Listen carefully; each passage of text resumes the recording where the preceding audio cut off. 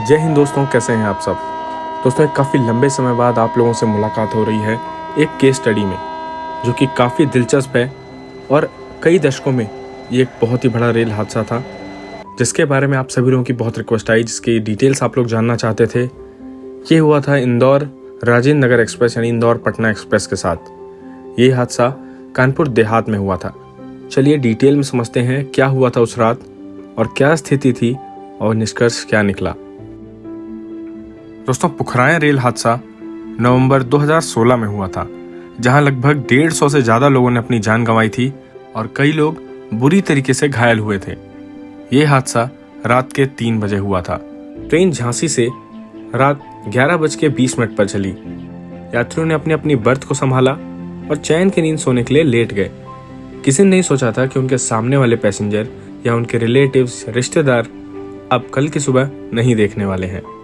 Train के loco pilot थे जलज शर्मा जी, जिन्होंने झांसी से चलते ही कुछ ही समय बाद कंट्रोल रूम पर सूचना दी कि इंजन में अधिक लोड की सूचना आ रही है। इंजन मीटर में एक्स्ट्रा लोड की सूचना उन्हें देखने को मिल रही है।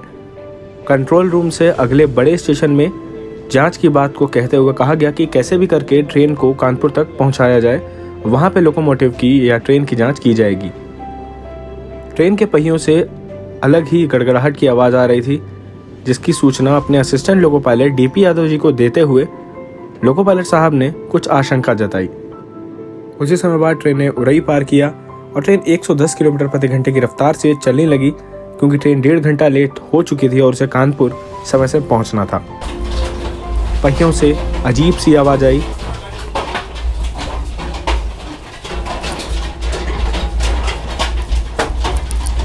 और ओएचई केबल में भी ब्लास्ट हुआ, जिसके कारण तुरंत लोको पायलट साहब ने इमरजेंसी ब्रेक लगा दिए और देखते ही देखते 14 कोचेस ट्रेन के पटरी से उतर गए।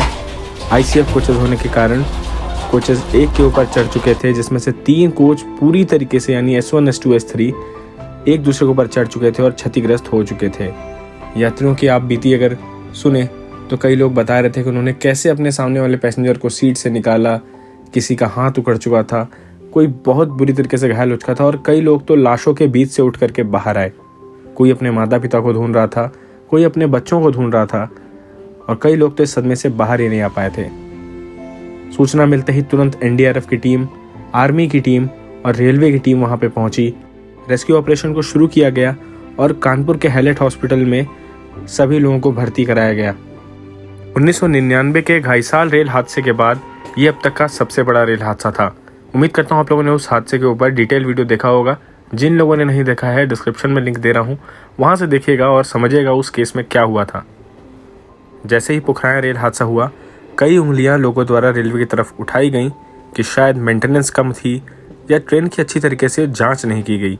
कई और रीज़न भी सामने आए, जैसे कि रेल पटरी में हो सकता है गर्मी सर्दी के प्रभाव के कारण क्रैक हो गया हो, या फिर ट्रेन में अधिक लोड था, या फिर ट्रेन अधिकतर रफ्तार में आगे की ओर बढ़ रही थी, जिसके कारण ट्रेन डीरेल हो गई।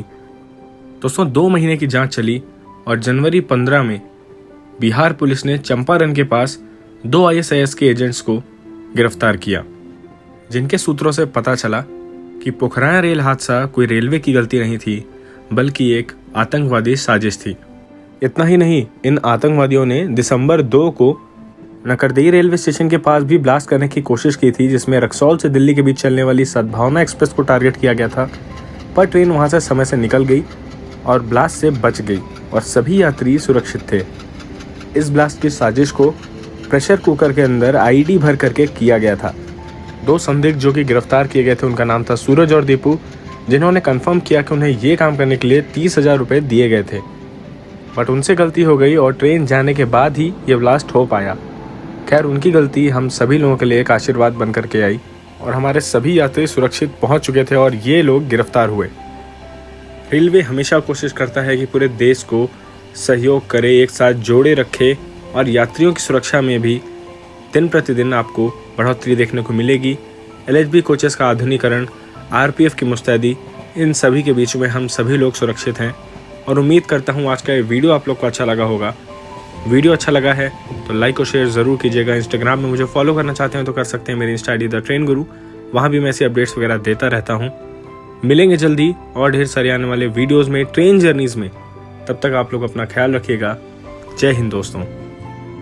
मेरी ट्रैवलिंग अपडेट्स के लिए और मुझसे करीब से जुड़ने के लिए इंस्टाग्राम में मुझे फॉलो करना बिल्कुल ना भूलें।